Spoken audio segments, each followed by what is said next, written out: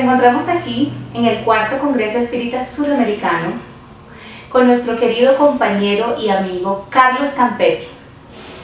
Es un gusto para nosotros los colombianos tenerte aquí. Es una satisfacción inmensa estar con vosotros. ¿Cómo ha sido tu experiencia durante el cuarto Congreso Espírita Suramericano? Muy buena, magnífica experiencia, una receptividad muy buena de las personas, una organización impecable, está todo muy magnífico. Las ponencias muy buenas, la gente bien preparada, está muy buena, todo magnífico. ¡Qué lindo! Vamos a empezar con una pregunta muy importante para todos nosotros trabajadores espíritas de la última hora. En un mundo donde estamos viviendo la transición de nuestra era planetaria, ¿cuál cree usted que son los retos que afronta el movimiento espírita en la actualidad? Bien, el movimiento espírita necesita concienciarse de que efectivamente empezó la era de la regeneración. El periodo de transición del planeta de expiación y pruebas a regeneración terminó. Bezerra de Menezes, el mensaje que brindó a través de Divaldo Franco en el centenario de Chico Xavier, un congreso realizado en Brasil en 2010, él dijo que los espíritus que ahí estaban reunidos, ¿no? Y son espíritas, consideraban que en aquellos días empezaba la nueva era para la humanidad. Así que ya hace 7 años, ¿no? Y lógico que los cambios no son bruscos, ni repentinos, ni las cosas van a ocurrir de una hora para otra, pero concienciarse de qué es la era de la regeneración y qué necesitamos hacer como personas, trabajadoras del movimiento espírita, de los centros espíritas, y como centros espíritas, como institución, para inserirnos dentro de este contexto, ¿no? En que los cambios están ocurriendo cada vez más rápidos y pueden observar que se acentúan. Y voy a utilizar una imagen que yo recibí, una información que yo recibí por internet, pero que vale para aclarar esto, ¿no? Era como si el mundo estuviera iluminado por lámparas de 40 watts. Y de repente prendieron lámparas de 100 watts. ¿Qué ocurre en un momento como estos? Nosotros nos quedamos un poco, ¿no?, ofuscados a veces con mucha luz, pero empezamos a ver detalles de las cosas y percibir que hay cosas que no nos gustan, suciedades dentro y fuera que no queremos más, y vamos sintiendo cada vez más la necesidad de los cambios. Y el centro espírita tiene esta misión de recibir a esta gente que está despertando para esta necesidad de transformación íntima, para coadunarse con esta nueva era, que son las demandas que van apareciendo naturalmente, y acoger a esta gente, y brindarles el conocimiento que el espiritismo nos trae, que nos ofrece, que es consolador, esclarecedor a la vez, y orientador, ¿no?, para que la persona pueda entender que nosotros tenemos un papel en la vida, no solamente como seres materiales, porque no somos seres materiales, no somos seres espirituales viviendo una experiencia en el campo de la materia.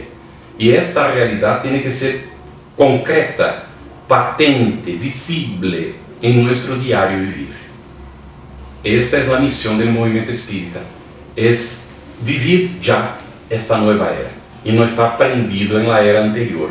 Ser trabajadores no más de la última hora, pero trabajadores ahora de la primera hora de la regeneración. En los desafíos morales de todas las personas que están en una institución espírita, ¿cuál cree usted que es uno de los mayores desafíos que tenemos? Bueno, vemos, y a Kardec pregunta a los espíritus, cuestión 913 del libro de los espíritus, el vicio más radical de la humanidad es el egoísmo. Este es donde está el gran problema de la humanidad. Del egoísmo nacen los demás vicios, ¿no? Como casi como hermano gemelo el orgullo. A veces confundimos incluso cuál viene primero, ¿no? Pero entendemos ahí que el egoísmo genera todos los demás, ¿no? Viene el orgullo y viene entonces la vanidad, el deseo de proyectarse, de ser mejor que el otro, y estas cosas todas, ¿no?, que nacen del egoísmo. Entonces el gran desafío es autoconocerse.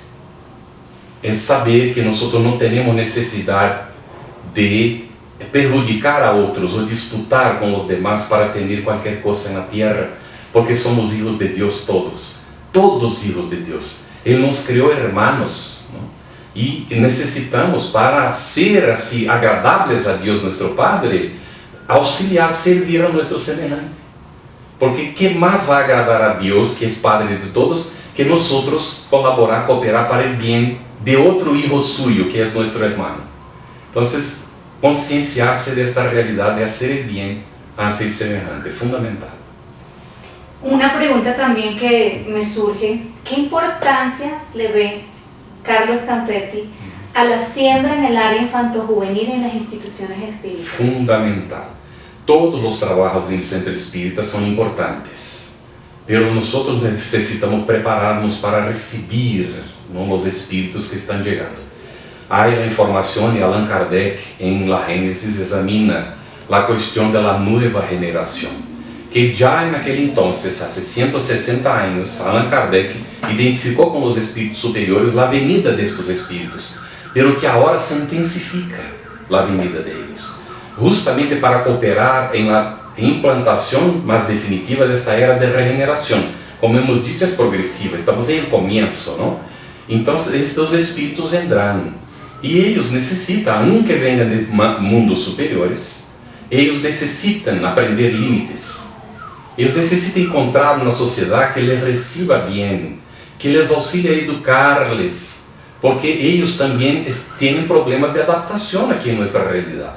Y necesitan un buen soporte de padres, madres que estén muy conscientes, ¿no?, de cómo atender, incluso si es necesario con auxilio psicológico, pero la casa espírita, la institución espírita, necesita estar atenta a estos nuevos seres que están llegando. Pero paralelo a esto, no nos olvidemos, aún tenemos espíritus que están ligados a la tierra desde hace mucho tiempo, y Allan Kardec también lo examina, y que reciben sus últimas oportunidades de reencarnación en la tierra. Entonces no pensemos que nuestros hijos son todos índigos, ¿no?, todos cristal, porque y aunque sean, también necesitan orientación, ¿no?, y direccionamiento para poder adaptarse a esta realidad. Pero también reencarnan a espíritus necesitados y que están recibiendo las últimas oportunidades de reencarnación aquí. Estamos viendo también aquí en nuestra Colombia, no sé, me imagino que también en parte de Sudamérica, hay una tendencia ahora que los jóvenes y hasta niños se están quitando la vida. Sí. Nosotros como espíritas, ¿qué oportunidades tenemos para llegar a ellos? Sí, es un desafío muy grande, ¿no? Y estaba previsto que llegaría este momento, si nosotros conocemos la literatura, y que llegaría este momento terrible, ¿no?, en que los niños, incluso el suicidio sería tan terrible que incluso los niños estarían incluidos en estas estadísticas, ¿no? ¿Cómo hacer? Hay que recibir al ser humano, recibir el ser humano.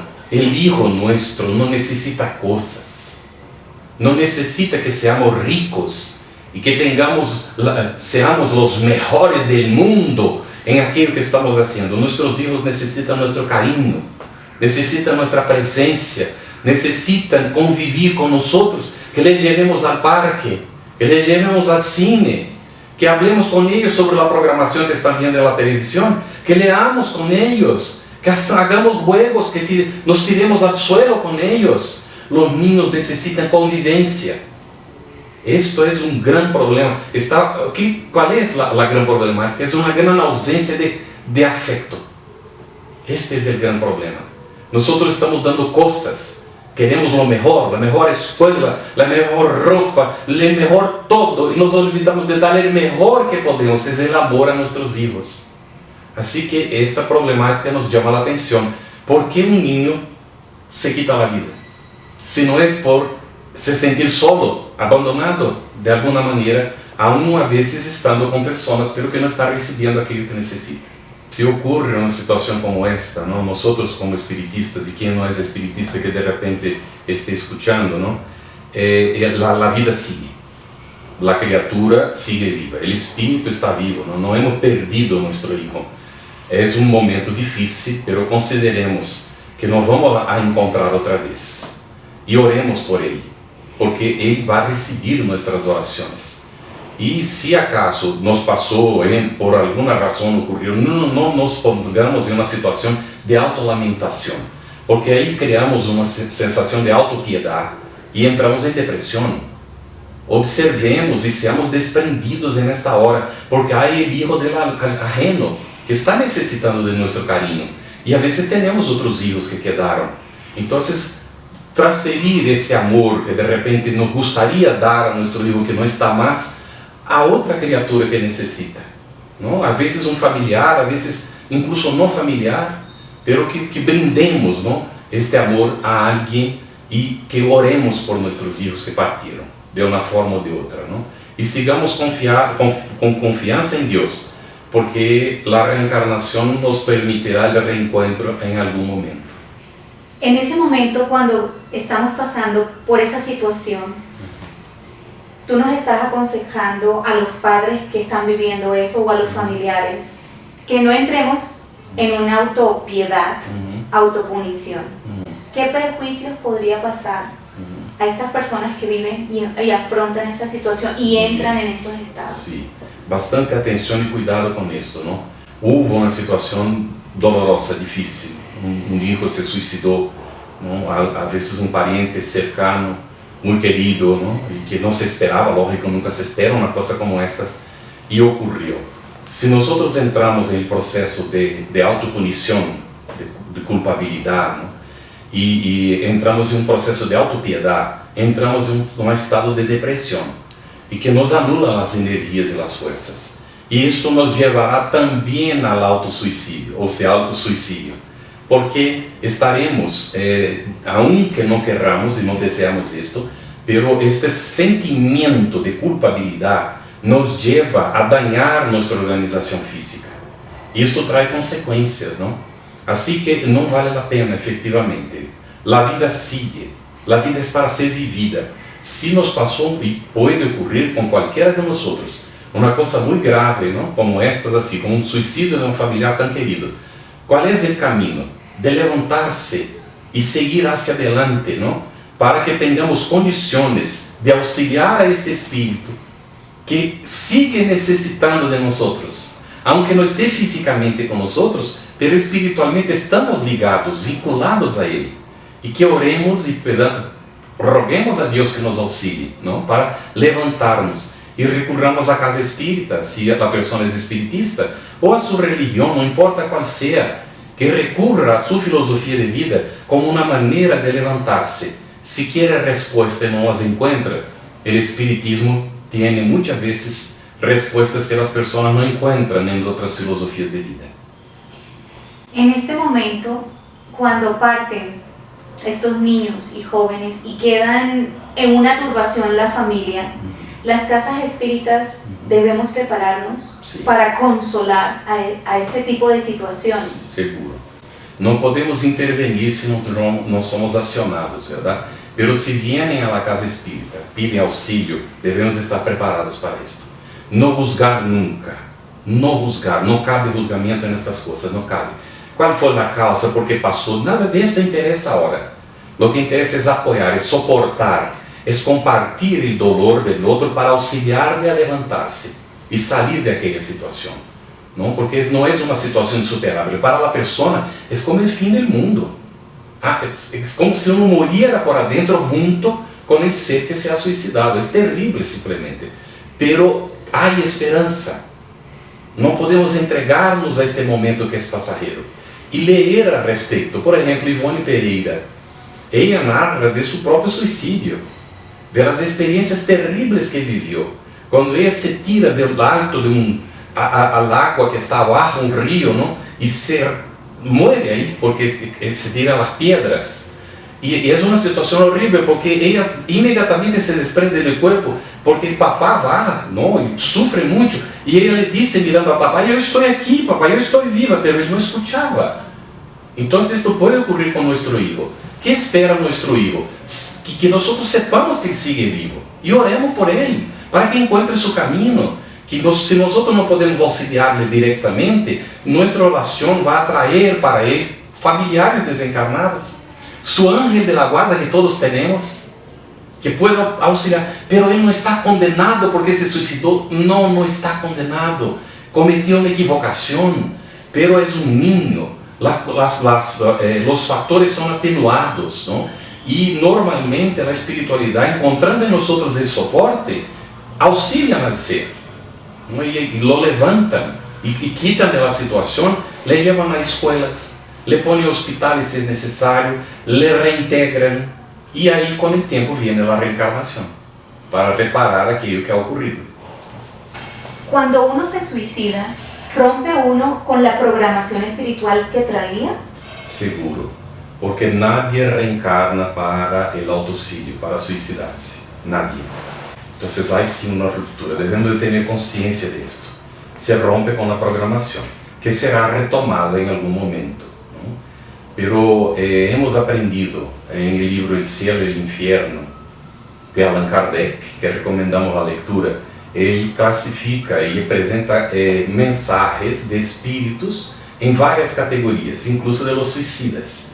Y vemos que hay diferentes consecuencias en el suicidio. Siempre hay consecuencias, pero son diferentes consecuencias. Para cada uno será de una forma específica. Y siempre hay situaciones de solución de la problemática, más tarde o más temprano. Así que sí, hubo una ruptura de la programación, pero la programación será retomada en algún momento.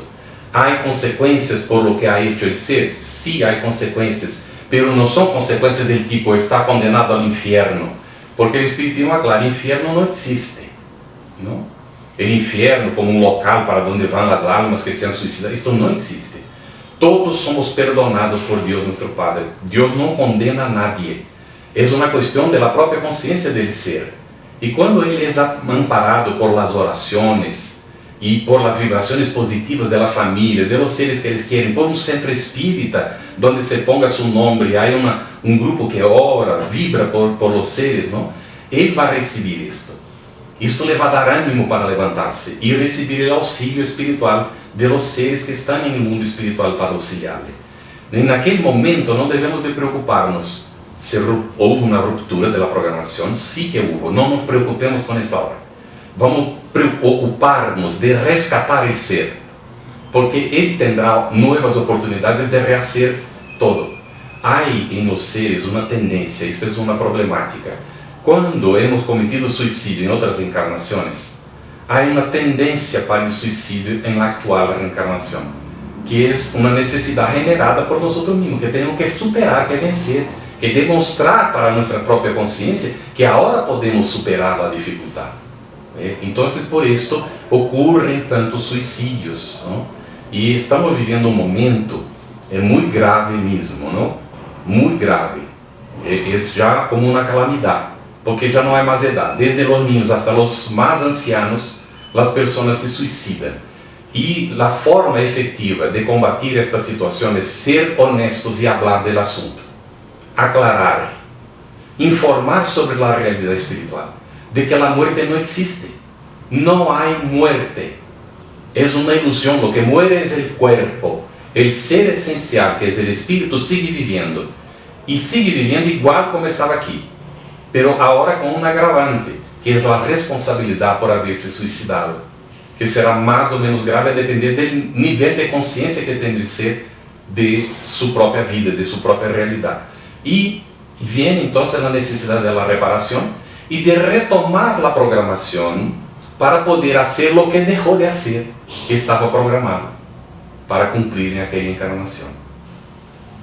¿Qué consecuencias puede haber para estas personas que han tomado esa decisión, la triste decisión de quitarse la vida por temor, porque se sintieron solos, por cualquiera? Pero ¿qué consecuencias puede haber para estos espíritus que afrontan esta situación? La primera consecuencia es la decepción de que esperaban terminar con todo y esto no ocurre, ¿no? Esta es la primera consecuencia, una decepción terrible, porque como no hay la muerte, mató el cuerpo, ¿no? Y sigue con vida, y a depender de cómo está la situación, incluso puede acompañar el sufrimiento de la familia por lo que hizo, que es la primera, no es punición de Dios, no entendamos así, pero es la primera necesidad que tiene para aprender a no hacer otra vez, no ver las consecuencias. Entonces, primero, decepción; segundo, sufrir por el sufrimiento de aquellos que también el ser ha decepcionado. Por esto que decimos, si papá y mamá, os familiares, hermanos, se quedan hundidos, el ser sufre más. Así que hay que levantarse, orar, y ahí entonces el ser también tiene ánimo de levantarse, de salir de la situación, porque ve que hay esperanza para él, ¿no? La oración es como un refrigerio. Vamos a ver, el suicidio causa varios tipos de trastornos y dolores, ¿no? Vamos a decir que el ser está en una decepción terrible y él se está autopuniendo por esto, la conciencia está pesadísima, ¿no? En esta situación. Oramos, él siente como un bálsamo, un refrigerio que le calma por aquellos minutos en que estamos orando por él. Seguimos, ¿no? En otro momento volvemos a orar, él siente de nuevo el bálsamo, el refrigerio, un alivio, como un aliento de esperanza. Ahí recibe más oraciones y esto se va fortaleciendo, hasta que él dice, no, yo puedo, yo consigo, y ahí él hace el esfuerzo y sale de la situación. ¿Estos espíritus son conscientes del estado en el que están? Depende del nivel, ¿no? de lo que ha aprendido durante la reencarnación. Algunos llegan ahí, como ocurrió con Ivone, como no tenía conciencia de la realidad espiritual, ella se sorprendía porque ella pensaba que iba a terminar todo. Ahí ella ve el papá decepcionado viendo el cuerpo y ella viva y el papá no le escucha, ¿no? Entonces depende del nivel de conciencia. Si es espiritista y sabe que va a seguir viviendo, entonces es un poco más grave la situación, porque ya tenía conciencia de esto y aún así, en una acción ya que es de rebeldía, se quitó la vida, ¿no? No es por decepción propiamente solamente, pero hay una rebeldía porque hay un nivel de conciencia. Pero ahí está la cuestión, depende mucho de aquello que el individuo sabe ya de la realidad espiritual. Cuanto más se sabe, más responsable uno se siente, ¿no? Pero esto no es para, entonces no voy a aprender. Al revés, porque cuando conocemos no cometemos suicidio. Pero si la persona sabe que la vida sigue, tiene una gran decepción, la decepción es más grande que el conocimiento que tiene, que le pueda fortalecer, entonces en aquel momento va a haber un balanceo conciencial y el ser va a sentir sufrimiento naturalmente. Pero no significa que va a quedar en esto siempre. ¿Está bien? Me surge la pregunta, cuando uno llega al límite teniendo conocimiento de la vida después de la muerte y aún tomamos la decisión de quitarnos la vida física, ¿puede haber un proceso obsesivo en estos casos? Puede y es muy común que ocurra, ¿no? Porque nosotros nos ligamos unos a otros por afinidad. Si me gusta café y charlar mientras estoy tomando café, va a haber gente que también le gusta y que va a tomar café y charlar conmigo, ¿no? Si me gusta estar y salir, por ejemplo, a ir a un club, voy a encontrar personas que les gusta ir al club y nos unimos por afinidad. Entonces es de esta manera. El suicida, normalmente cuando el individuo está pensando en el suicidio, él atrae seres que también ya se han suicidado muchas veces. Y estos seres están desequilibrados e intensifican el desequilibrio de la persona que está pensando en esto. Por esto la oración. La gente piensa que la oración es una cosa de religión, no es. Oración es como una elevación del ser hacia el Creador, no depende de religión. Es una cuestión de conciencia de que somos creados por Dios, nuestro Padre, y que Él nos ampara. Entonces, en el momento en que oramos, viene ese influjo positivo de las fuerzas superiores que nos fortalece, ¿no? Así que, en la duda, hay que aclararse, leer si es posible al respecto del asunto. Por ejemplo, Memorias de un Suicida, va a decir las consecuencias, ¿no? De lo que pasa. Martirio de los Suicidas, es un libro no muy conocido, escrito por un portugués, pero que aclara mucho. Y leer estos libros que nos traen las informaciones, leer la serie de Ivone Pereira, En las vorajes del pecado, El caballero de Lumière y El drama de la Bretaña, que ella va a narrar, va a hablar al respecto de estas consecuencias del suicidio. Leer estos libros es importante para la persona que quiere saber sobre el asunto o que está pensando en suicidio. Así que si la persona está pensando en suicidio, lo mejor a hacer es hablar con alguien. No guarde esto para ti, porque no estarás solo. Va a haber aquellos que te inspiran para que lo hagas, ¿no? Así como a el ángel de la guarda, que está intentando que tú busques a alguien para hablar, para salir de este borbor, de esta situación deletérea, que está llevándote a este proceso pensando que no hay otra salida, porque siempre hay. Siempre hay. Hablar con alguien, buscar informarse, leer al respecto del asunto, darte un tiempo más, ya que piensas quitar la vida, ¿qué cuesta esperar un poquito más? Espera y busca información, busca a alguien que te pueda apoyar, entenderte, ¿no? Y ahí entonces vas a ver que hay otras opciones y que efectivamente, ¿no? Vencer en la vida, porque mucha gente se quita la vida porque no vence en la vida. Vencer en la vida es vivir. Vivir es vencer en la vida. Muchísimas gracias, Carlos. Agradezco. Estamos muy ilustrados y tus palabras, tu experiencia y tu conocimiento sé que va a aportar a la vida de muchos más espíritas y no espíritas. Muchas gracias.